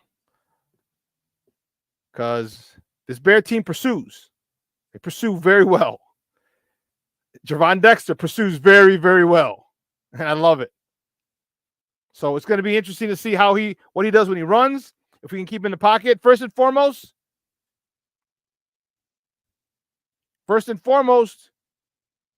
stop the run. Stop Jonathan Taylor and everything falls into place. Everything falls into place. And get this quarterback down. Kevin Scott, he writes, I'm loving what Dexter and Billings are doing. Yes. Actually, Dexter Sr. King Goku World says G-Dex keeps the sack streak alive. Yeah, he's got one a game. What if he continues to get one a game? Like, you think about it, like, that's not a lot. It's an okay. That's 17 sacks. That's 17 sacks. That's like, oh, hold on, player. If he gets double-digit sacks from that 3 technique position, man, this offense better hurry up. Hurry to catch the hell up, boy. Jason, UK Bear said, you're right that everyone's forgetting that, Shawn. Even with all the things we have to improve on, we were in a position to win the game in the last 90 seconds. Yep. I think that's what's so frustrating, is that we had it and we didn't come through with it. But it's going to happen with a team that's learning how to win. We're learning how to win. We don't have an identity yet. We don't know our go-to. You know what our go-to should be is this. You line up DJ Moore on one side. Do exactly what they did on that 4th down. DJ Moore comes out. He does a disco route. He comes in, does a slant, fakes, spins back out. Caleb hit him going to the sideline. He could turn up, first down. And the thing about that is you get the ball snap, go 1-2, pump, just pull that ball up like this. Just pull the ball up like this. That DB's gonna jump. He's gonna jump that route. DJ stops, spins, goes back to the sideline, hit him, he turns up. That's simple. Like, why don't they do this? I don't get it. I just don't get it. But anyway, guys, 2 hours is come and gone. I want to say thank you to my guest, Harrison Graham, for coming on. Jason, UK, says, our defenders swarm the ball, so if Richardson decides to give it to the wheels, there will be Bears players lining up to lay the wood. He better watch. Yeah, he better watch out. This defense flows fast. Richardson's fast, don't get me wrong, but his defense fast. Jason also says, I still 100% before we have the pieces to get much better. I'm not panicking yet. Okay. King Booker World call. TJ Edwards with the pick 6. Okay. Chicagoland's very own. Okay. Cool. Well, listen. So 2 hours is coming on. I want to thank Harrison Graham. Great stuff for coming on today, Papa. I appreciate it. Thank you so much for your time. I want to thank you guys. Another great week in the books for you guys, my sports owners. I appreciate the love and the support. And man, it's bear down. So for everyone here at Sports Zone Chicago, executive producer Elliot Baez, social media guy Clarence Council III, and my co-host in absentia Maya. I'm your boy, the Superback, Shawn Sierra.